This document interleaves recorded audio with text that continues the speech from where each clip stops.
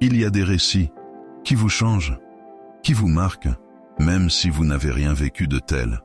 Des récits qui vous rappellent que, peut-être, nous ne sommes jamais seuls.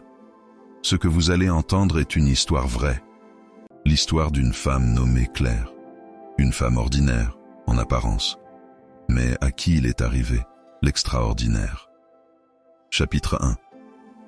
Avant le silence, Claire avait 42 ans, 2 enfants, un mari, un métier qu'elle aimait, infirmière de nuit. Fatiguée, comme beaucoup, mais toujours debout. Je ne vivais pas, je tenais. Je courais partout, je donnais aux autres. Mais je ne m'écoutais plus. Ce matin-là, le 12 janvier, elle avait quitté la maison très tôt. Il faisait encore nuit, il pleuvait doucement. Les rues étaient calmes, presque silencieuses. Elle montait dans sa voiture, comme chaque jour. Un café à moitié bu dans un gobelet thermique. Une chanson à la radio qu'elle n'écoutait pas vraiment. J'étais ailleurs, perdu dans mes pensées. Je me disais, encore une journée à tenir. Je pensais à mes patients, à mes enfants, mais pas à moi. Elle ne le savait pas encore. Mais dans moins de 5 minutes, tout allait basculer. Chapitre 2. Le choc. La route départementale. D213, un virage connu, presque machinal, mais ce jour-là, une plaque de verglas, invisible, traîtresse. Je n'ai pas compris ce qui m'arrivait. La voiture a glissé, tourné sur elle-même. Et puis, le choc.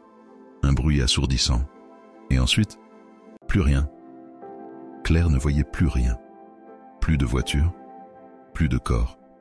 Juste une sensation étrange. Je me suis senti flotter, comme si j'étais légère, comme si j'étais faite d'air. Je me suis vu en bas, dans la voiture. J'étais là, mais j'étais aussi ailleurs. Une étrange paix l'envahit. Je n'avais plus mal, je n'avais plus peur, et surtout, je n'étais pas seul. Je sentais une présence autour de moi. Quelque chose de doux, d'enveloppant, comme un amour pur. Chapitre 3. Le tunnel. Puis, quelque chose est apparu. Un tunnel. Mais pas un tunnel en béton. Un passage de lumière, fluide, vivant, vibrant. Ce n'était pas un rêve. Ce n'était pas une hallucination. C'était plus réel que tout ce que j'ai vécu sur Terre. Claire avance, ou plutôt, elle est attirée par cette lumière, immense, paisible, infinie. Elle entend une sorte de musique, pas des notes mais des vibrations, comme un chant sans mots, une mélodie de l'âme. Je me sentais accueilli, aimé. Il n'y avait plus de temps, tout était maintenant. C'est difficile à expliquer, mais dans ce tunnel, j'étais partout à la fois, dans mon enfance, dans l'instant présent, et dans quelque chose qui n'avait pas encore eu lieu. Et puis, au bout du tunnel, une lumière. Mais pas une lumière qui éblouit, une lumière qui guérit, qui aime, qui comprend. C'est là que je les ai vus. Chapitre 4. Les êtres de lumière, 3 formes lumineuses, pas vraiment humaines, mais reconnaissables. Des silhouettes de lumière dorées, blanches, bleutées. Elles n'ont pas parlé, avec des mots, mais Claire les a entendues, dans son cœur. Bienvenue Claire, tu es en sécurité, mais ton heure n'est pas encore venue. Claire pleure, mais ce ne sont pas des larmes de tristesse, c'est une libération. Il me connaissait mieux que je ne me connaissais moi-même. Il connaissait mes pensées, mes peurs, mes blessures, et il m'aimait malgré tout, ou plutôt, grâce à tout ça. Claire se tenait là, ou du moins, son âme, devant ces 3 êtres de lumière, qui irradiaient une sagesse sans âge, une bienveillance totale. Ils ne jugeaient pas, ils accueillaient. L'un d'eux s'approcha. Sa lumière était dorée, chaude. Il dégageait une force immense, mais douce. Il était à la fois père, mère, frère, ami, un guide. Il la regarda, sans yeux visibles. Et Claire ressentit ces mots comme des vagues dans son cœur. Tu as beaucoup souffert, Claire, mais tu as toujours été forte. Tu as traversé l'abandon, les blessures, les non-dits. Tu n'as jamais abandonné. Tu as soigné, même quand toi-même, tu saignais à l'intérieur. Claire s'effondra, mais sans tomber. Elle pleurait toutes les larmes qu'elle n'avait jamais osé verser. Chapitre 5. Le miroir de la vie. Les êtres lui montrèrent alors une scène. Devant elle, suspendue dans l'espace, des images apparaissaient. Elle se vit, toute petite, dans la chambre de son enfance, seule, silencieuse, dessinant des anges sans comprendre pourquoi. Puis, son adolescence, les moqueries, la solitude, la peur de ne pas être aimée. Elle revivait tout, mais sans douleur. Tu es venu sur terre pour apprendre l'amour, à travers le manque. Tu as toujours été sensible à l'invisible, mais on t'a appris à te taire. Aujourd'hui, nous voulons que tu parles. Claire vit aussi les moments où elle avait failli abandonner, où elle s'était demandé si la vie avait encore un sens. Chaque instant avait été vu, entendu, ressenti, là-haut. Rien n'est jamais perdu, Claire. Chaque larme nourrit ton chemin. Chaque chute renforce ton âme. Chapitre 6. La mission révélée. Puis la lumière changea, plus vive. Une sphère lumineuse apparut, entourée de symboles que Claire ne connaissait pas, mais qu'elle comprenait pourtant. Elle vit alors une autre scène, elle, quelques années plus tard. Sur une scène, devant des gens, elle parlait, elle témoignait. « Tu es un canal », dit le deuxième être, à la lumière blanche presque translucide, un pont entre les mondes. Tu as accepté cette mission avant même ta naissance. Claire sentit alors une mémoire enfouie remonter, comme si tout cela, elle l'avait su un jour, et oublié en naissant. Elle vit aussi des visages qu'elle ne connaissait pas encore, des enfants, des femmes, des hommes.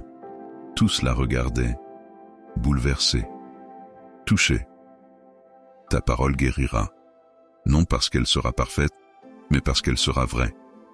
Puis elle vit un livre, un simple livre, sur une table, avec son nom. Tu écriras aussi, et tu comprendras que les mots peuvent sauver des âmes. Chapitre 7. Le futur personnel. Claire voulait rester. Tout en elle disait oui, mais les guides étaient de Claire. Ce n'est pas ton heure, tu as encore des choses à vivre, et certaines, très belles. Alors, ils lui montrèrent ses enfants, grandis, sa fille soignante, douce comme elle, son fils, artiste, engagé, éveillé. Elle vit aussi un homme, elle n'était plus mariée dans cette vision, mais un nouvel amour, inattendu, plus vrai, plus profond. Un homme qui la regardait comme on regarde une étoile. Tu croiras tout avoir perdu, et c'est là que tu renaîtras. Fais confiance au chemin, nous serons toujours là. Chapitre 8. Le don du souvenir. Juste avant de repartir, l'un des êtres, le plus petit, à la lumière bleutée, s'approcha. Il tenait une plume blanche, brillante, presque vivante. Nous savons que tu douteras, Claire, que parfois, tu croiras avoir inventé tout cela. Alors voici un signe. Chaque fois que tu verras une plume blanche, tu sauras que nous sommes là. Claire tendit la main, et au moment où elle toucha la plume, elle sentit une chute, un vertige, une aspiration. Elle quittait ce monde pour revenir dans l'autre.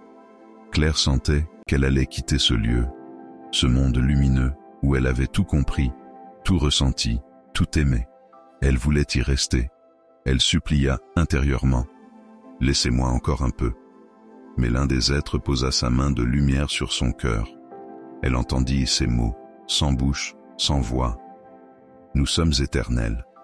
Tu reviendras ici, mais pour l'instant, tu dois retourner là où tu as accepté de briller. » Chapitre 9. Le retour. Un bruit sourd, puis la douleur, le froid, le poids de son corps. Claire ouvre les yeux, des lumières artificielles, des visages penchés sur elle, des voix, des machines. Elle revient, les pompiers, les médecins, l'oxygène. Elle ne comprend pas tout de suite. Elle veut parler, mais elle n'a plus de mots. Son corps hurle, mais son âme est sereine. Elle a vu ce qu'aucune douleur ne pourra jamais effacer. J'ai pleuré en silence pendant des jours. Pas parce que j'avais mal, mais parce que je venais de quitter l'amour pur. Chapitre 10. La reconstruction. L'hôpital. Les fractures. Les semaines de convalescence. Les questions des médecins. Les regards curieux. Mais surtout, l'incompréhension. Vous avez fait un arrêt cardiaque de quelques minutes, dit un médecin. On vous nous a ramenés in extremis. Mais Claire savait que ce n'était pas un simple coma. Ce n'était pas un rêve, ce n'était pas l'imaginaire. C'était une vérité, plus vraie que la réalité. Je ne pouvais pas en parler. Je craignais qu'on me prenne pour une folle. Alors je me suis tue. Mais je n'étais plus la même. Tout avait changé. Sa perception du monde, sa peur de la mort, son rapport au temps. Avant, je courais. Après l'argent, le regard des autres, la perfection. Après, j'ai ralenti. J'ai écouté. J'ai ressenti. Chapitre 11, les signes. Quelques semaines après être rentrée chez elle, Claire sort dans son jardin. Le ciel est bleu, le vent léger. Et là, sur la table de jardin, une plume, blanche, parfaite, posée là, sans explication. Elle sourit, elle pleure, elle comprend. Ils sont là. Depuis, les signes se multiplient. Plumes, musiques à la radio, heures miroirs, présence subtile dans les rêves. Et parfois, des voix, douces, furtives, au moment où elle doute. Tu es sur le chemin. Continue. Tu n'es pas seul. Chapitre 12. Le nouveau chemin. Claire a quitté son ancien travail. Elle donne des conférences aujourd'hui, elle écrit. Elle aide ceux qui ont vécu ce qu'on appelle une NDE. Elle accompagne les endeuillés. Elle témoigne. J'ai compris que la mort n'était pas une fin, c'est un passage. Et qu'avant ce passage, notre mission, c'est d'aimer, de créer, de servir et d'oser être vrai. Elle garde toujours sur elle une petite boîte. Dedans, une plume blanche. La première, celle du jardin. Et chaque fois qu'elle doute, elle la sort, la regarde. Et elle se rappelle. J'ai vu la lumière, j'ai vu mes guides, et ils m'ont montré ce que je devais devenir. Peut-être que vous aussi, un jour, vous verrez cette lumière. Peut-être l'avez-vous déjà vue, mais même sans ça, ce que Claire a vécu n'est pas un privilège. C'est un rappel que nous sommes beaucoup plus que ce que nous croyons, et que, même dans l'ombre, une lumière veille, et que peut-être, à chaque instant, un ange vous accompagne.